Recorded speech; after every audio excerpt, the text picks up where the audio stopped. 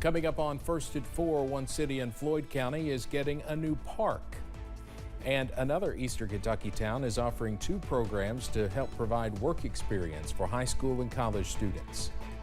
Plus, temperatures crash tonight, back to where they should be as we head into tomorrow. Details are next as Mountain News First at 4 starts now. Dedicated to Eastern and Southern Kentucky, this is WYMT Mountain News First at 4. Good afternoon, I'm Steve Hensley. First at 4, Prestonsburg is getting a new park soon, offering a little something for everyone. The city of Prestonsburg recently entered an agreement with Big Sandy Community and Technical College, establishing the Prestonsburg campus as the future site for a new sensory park. The park will open play to kids of all abilities with ADA compliant equipment and an atmosphere that welcomes change and promotes awareness. We're also teaching our kids that at a very young age that just because you may look different, you may play different, you may seem different, that is okay. The initiative came from the Eastern Kentucky ASD and SPD support group, which has worked to promote inclusion for neurodiverse and differently abled kids. Hear more about the plan coming up tonight at 6. The City of Hazard is offering 2 summer fellowship programs for high school and college students. The Civic and Entrepreneurship Fellowship programs were created by the City of Hazard staff to provide experiences for students interested in local government, politics, public policy, and the local economy. Downtown Coordinator Bailey Richards says this is the pilot year for the Entrepreneurship Fellowship. We wanted to kind of hook people up with potential mentors, get the opportunity to work in some of our small businesses, meet the small business owners, meet people that do investing in small businesses. And so that's going to be the focus of that Entrepreneurship Fellowship. The application is now open for people to apply, and Richard says it's open to any student who wants to apply, even if you live outside of Hazard. With the wild swing in temperatures recently, that can lead to problems for those on the road. Experts say there's a certain time of year where you will find more potholes forming. Americans spend billions of dollars every year to repair damages caused by potholes. A 2021 survey by AAA found that 1 in 10 drivers had damage to their car after hitting a pothole, with an average price tag of almost $600 per repair. AAA fleet manager Jed Bowles says that potholes have a season, which is usually in the summertime. It isn't indicative that the summer equals potholes, but it's really just a shift in temperatures for an extended period of time. AAA urges all vehicle owners to talk to their insurance advisors ahead of pothole problems to ensure they are adequately covered in the event of an emergency. 1 person is hurt after a roof collapse in Winchester. It happened this morning at a building on the corner of Lexington Avenue and Main Street in the city's downtown area. Fire officials say part of the roof collapsed onto an apartment below. Water could have been a contributor to the collapse.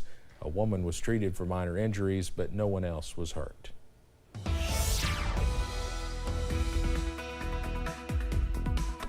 Well, it feels like late May throughout the region today as we continue to see plenty of warm air push into the mountains this afternoon. Still not quite as warm as yesterday just yet. We're not quite to those record levels, but it's still pretty warm. We're at 77 in London right now, 75 Jackson Hazard, 78 in Manchester. Williamsburg was at 81 a little bit ago.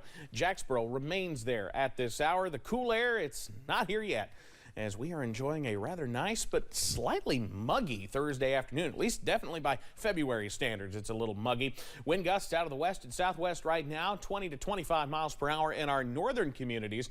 We're not quite there yet with the big-time gusts, but as that front gets a little closer, you see already some showers through the Bluegrass area from about the state capitol on down to about Bowling Green. Those will try to move in as we head through tonight, but it's just not a whole lot keeping them going across our region. The big-time weather system that brought all that snow to the northern tier, it's finally pushing on out, and we'll continue to see quiet weather at least for the next 24 hours or so. For tonight, again, a stray shower as that front moves through, but we drop into the low 40s for lows tonight. Steve, I'll have details on when a few more showers could return to the region in a few minutes. Evan, thank you. Former Wisconsin Governor Tony Earl has died. Earl died earlier today after suffering a stroke earlier this week. He spent his remaining days hospitalized, surrounded by family, according to a statement from Governor Tony Evers. Earl is survived by his 4 daughters and 11 grandkids. The one-term Democratic governor was elected in 1982, defeating Republican Terry Kohler by more than 234,000 votes, and assumed office on January 3rd of 1983. In 1986, he lost his re-election bid to Republican Tommy Thompson by nearly 100,000 votes. Earl was 86 years old. The flashpoint of a highly toxic train derailment in Ohio is centering on a burning wheel bearing, but not the actions of the crew. That's in the National Transportation Safety Board's preliminary report out today. This as the Transportation Secretary toured the contaminated town, calling the Safety Board's initial findings key to better protections in the future. CNN's Laura Aguirre has the latest. We have no evidence that the crew did anything wrong. The NTSB releasing their preliminary report on the toxic train derailment in East Palestine, Ohio. There's also no evidence of track defects.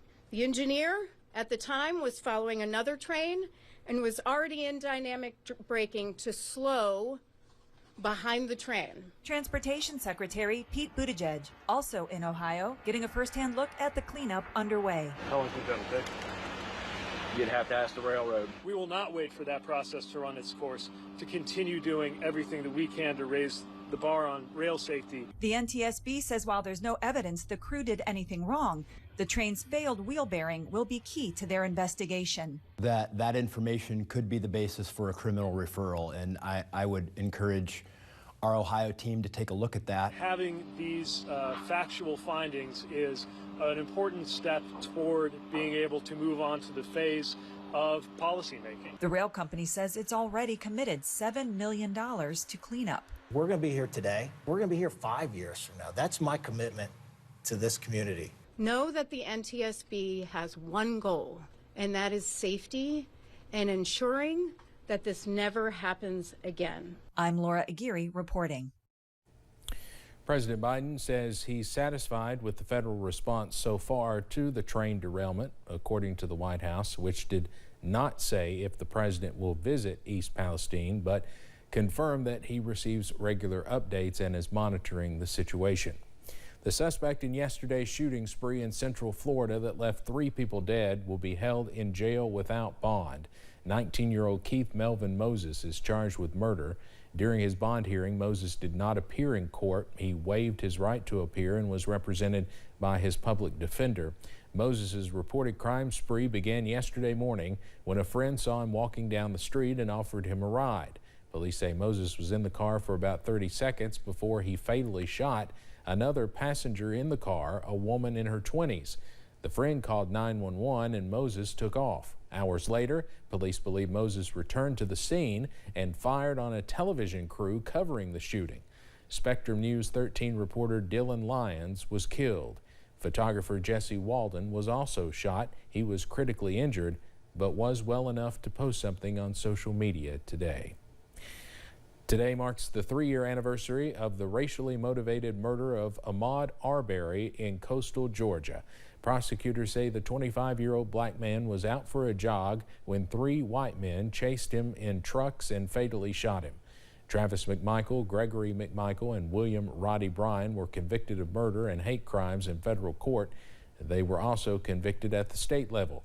Arbery's killing sparked protests across the country, as well as community runs that are 2.23 miles, a tribute to the date of Arbery's death. One such run is planned for lawmakers in Atlanta tomorrow. Sam Bankman-Fried, the embattled founder of crypto trading platform FTX, is now facing 4 more criminal charges. The new federal charges expand his potential liability in what authorities say is a billion-dollar fraud. Bankman-Fried was initially charged in December in an 8-count indictment. He pleaded not guilty and is free on a $250 million bond. The indictment unsealed today adds new charges for a total of 12 counts, including securities fraud and conspiracy to commit bank fraud.